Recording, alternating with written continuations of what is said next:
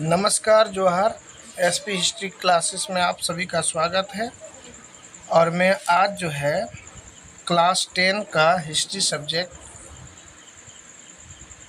को पढ़ाने जा रहा हूँ। तो सबसे पहले हम लोग कौन सब्जेक्ट है, क्लास 10, इनकी पहले क्लास 10 का सब्जेक्ट हिस्ट्री।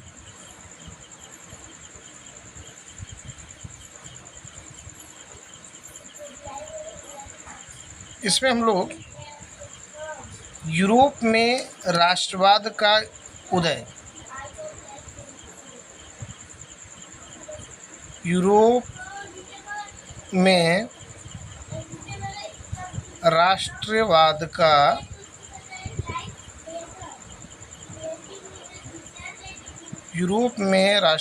का उदय यहाँ से शुरू किया था मैंने। और इसमें से हम लोग एक ही क्वेश्चन बताए थे जो था राष्ट्रवाद का उदय। राष्ट्रवाद का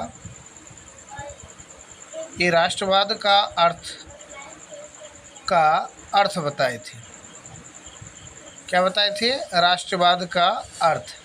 यानी राष्ट्रवाद से आप क्या समझते हैं या राष्ट्रवाद किसको कहते हैं, तो इसके बारे में मैं पिछले वीडियो में डिस्कस किया था, लेकिन फिर भी आज फिर से मैं उसका पुनरावृत्ति करते हुए आगे बताना चाहता हूँ। तो चलिए, राष्ट्रवाद का क्या अर्थ होता है। यानी राष्ट्रवाद एक ऐसे विचारधारा है जो अपने देश या अपने राष्ट्र के प्रति प्रेम, निष्ठा और समर्पण का भाव अगर निर्वाह करते हैं तो उसको क्या कहते हैं? राष्ट्रवाद कहते हैं। चलिए, यानी राष्ट्रवाद एक ऐसे विचारधारा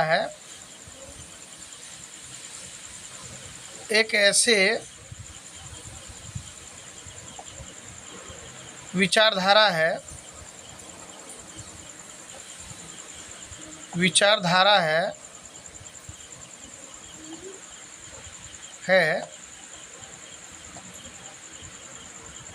जो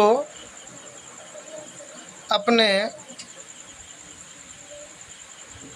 राष्ट्र के प्रति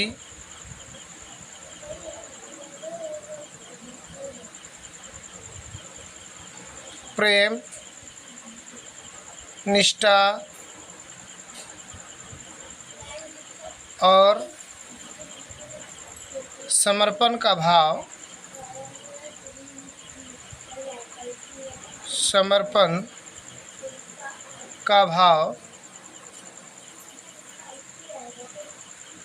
व्यक्त हो, उसे क्या कहते हैं? राष्ट्रवाद कहते हैं। तो इस चैप्टर में हम लोग यूरोप में राष्ट्रवाद के बारे में पढ़ने जा रहे हैं। तो यूरोप के एक कलाकार थे जिनका नाम था फ्रेडरिक सरियो।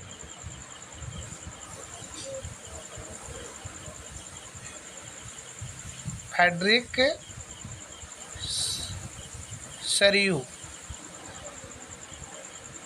सरियो ने क्या किया कि 1848 ईस्वी में चार चित्रों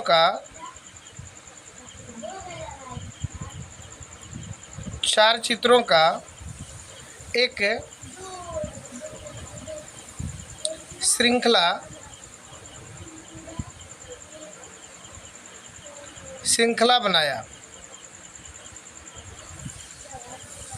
बनाया और लोगों को यह समझाने का प्रयास किया, मतलब कि यूरोप के लोगों के प्रति जो है राष्ट्रवाद की भावनाओं को विकास करने में महत्वपूर्ण भूमिका निभाई थी। यानी यूरोप में जो राष्ट्रवाद का विकास हुआ उनमें सबसे महत्वपूर्ण भूमिका किनका था? तो फ्रेडरिक सरियो का। यहाँ एक क्वेश्चन आएगा कि फ्रेडरिक सरियो कौन थे? तो एक कलाकार थे। कौन थे? एक कलाकार थे जिन्होंने 4 चित्रों का एक श्रृंखला बनाया था। कब? 1848 ईस्वी में। और उन चित्रों के द्वारा यूरोप में लोगों को राष्ट्र के प्रति विचार को व्यक्त किया था। राष्ट्र के प्रति विचार को विचार भरने का काम किया था। ये थे आपका फ्रेडरिक सरियू। उस समय, अब यूरोप में बात करें कि उस समय यूरोप में कैसी शासन व्यवस्था थे, तो निरंकुशवाद। कैसे?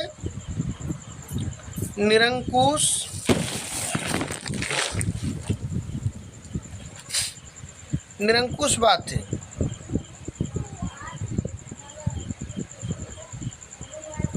यूरोप में उस समय का जो शासन व्यवस्था था वह कैसा था? निरंकुश था। मतलब इस समय जो ये आपका शासन व्यवस्था था वह निरंकुश था। ये यूरोप की शासन व्यवस्था के बारे में बता रहे हैं। तो ये निरंकुशवाद जो शासन व्यवस्था था, तो इसका अर्थ हम लोग जानेंगे कि निरंकुशवाद शासन व्यवस्था किसको कहते हैं और इसमें क्या होता है।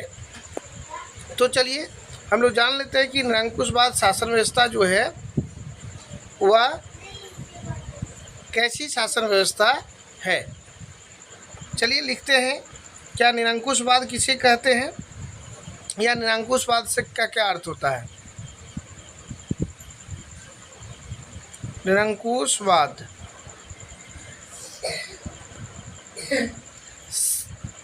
से या निरंकुशवाद से आप क्या समझते हैं? निरंकुशवाद से आप क्या समझते हैं, ये आपका क्वेश्चन आता है। तो इसका अर्थ भी आप सोचिए कि निरंकुशवाद का क्या अर्थ होता है। तो यहाँ लिखेंगे ऐसे शासन व्यवस्था,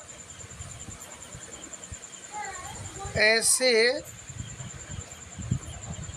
शासन व्यवस्था या सरकार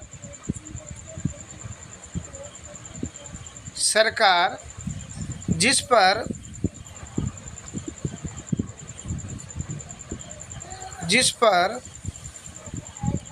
किसी प्रकार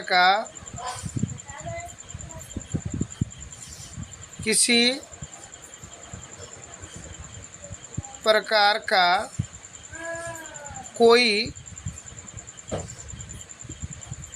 रोक टोक न हो। इस तरह की शासन व्यवस्था को हम लोग क्या कहते हैं? निरंकुशवाद या निरंकुश शासन व्यवस्था। निरंकुशवाद से आप क्या समझते हैं या निरंकुशवाद का क्या अर्थ होता है? तो ऐसे शासन व्यवस्था या सरकार जिस पर किसी प्रकार का कोई रोक टोक न हो, वैसे शासन व्यवस्था को निरंकुशवाद शासन व्यवस्था कहा जाता है। तो उस समय यूरोप में जो था वह निरंकुशवाद शासन व्यवस्था चल रहा था। तो इसलिए इन शासन व्यवस्थाओं को खत्म करने के लिए लोगों में एकता की भावना होना जरूरी था। और एकता की भावना कब आता? जब उन्हें राष्ट्र के प्रति प्रेम का भाव उत्पन्न होता। वह अपने देश को, अपने राष्ट्र को जब अपना समझता, तब जाके उसके प्रति राष्ट्र की भावना उत्पन्न होता। इसलिए वहाँ के जो कलाकार थे फ्रेडरिक सरियू, उन्होंने 4 चित्रों के माध्यम से एक श्रृंखला के द्वारा उन्होंने यह समझाने का प्रयास किया, लोगों को एकता लाने का प्रयास किया, और तब जाके यूरोप में राष्ट्रवाद का विकास हुआ था। इसी के बाद उन्होंने एक ऐसा शब्द दिया था जिनका नाम था कल्पना दृश्य। अगला पॉइंट क्या हो जाएगा? कल्पना दृश्य। ये कल्पना दृश्य क्या है?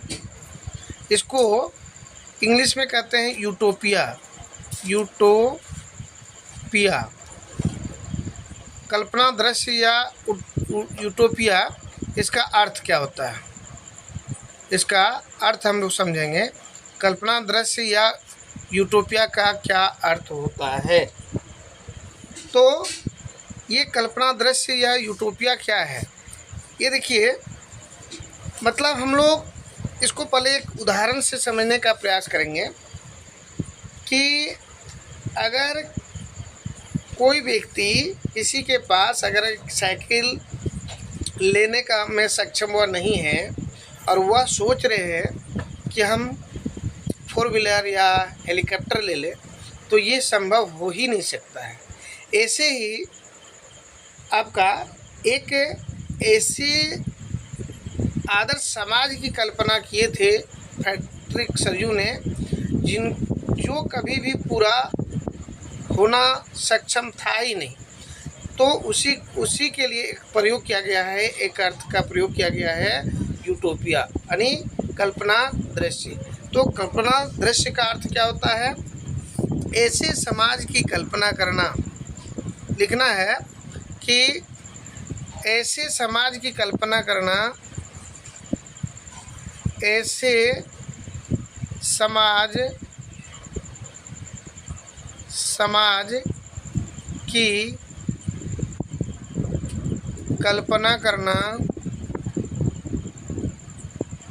करना जो इतना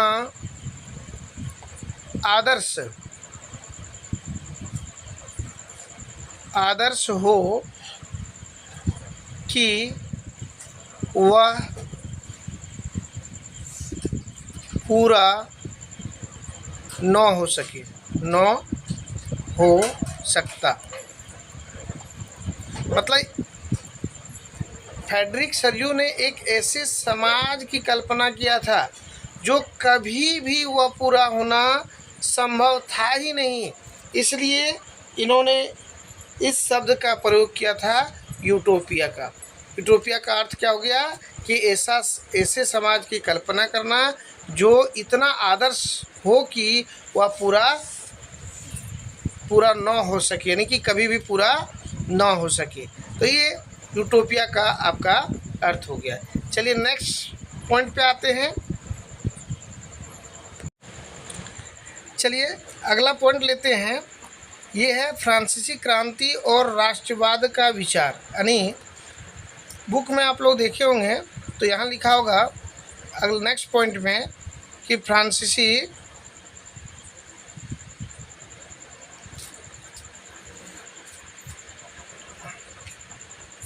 क्रांति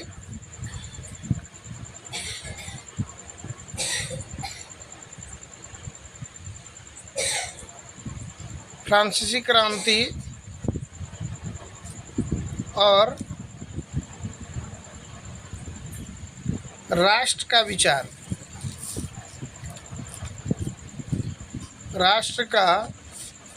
विचार, मतलब हम लोग ये जानने का प्रयास कि जो राष्ट्र के प्रति विचार जो आया था सबसे पहले किस क्रांति की देन है, यानी राष्ट्रवाद का विचार जो है कहाँ से, ये विचार कहाँ से उत्पन्न हुआ था। तो एक लिख लेंगे ऑब्जेक्टिव के लिए कि सबसे पहले जो राष्ट्रवाद का विचार कहाँ से, या इस राष्ट्रवाद की विचार का प्रेरणा कहाँ से मिले थे, तो वह फ्रांसीसी क्रांति से ही मिला था। तो राष्ट्रवाद का विचार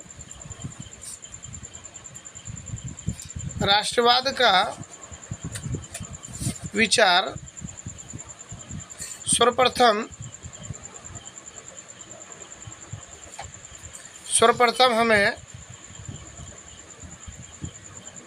हमें फ्रांसीसी क्रांति से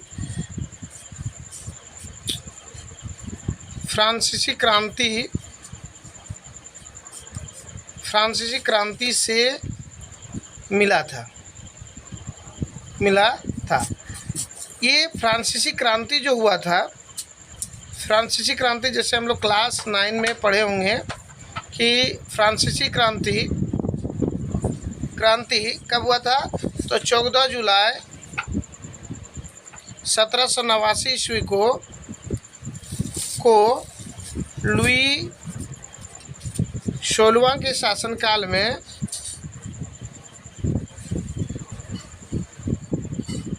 शासनकाल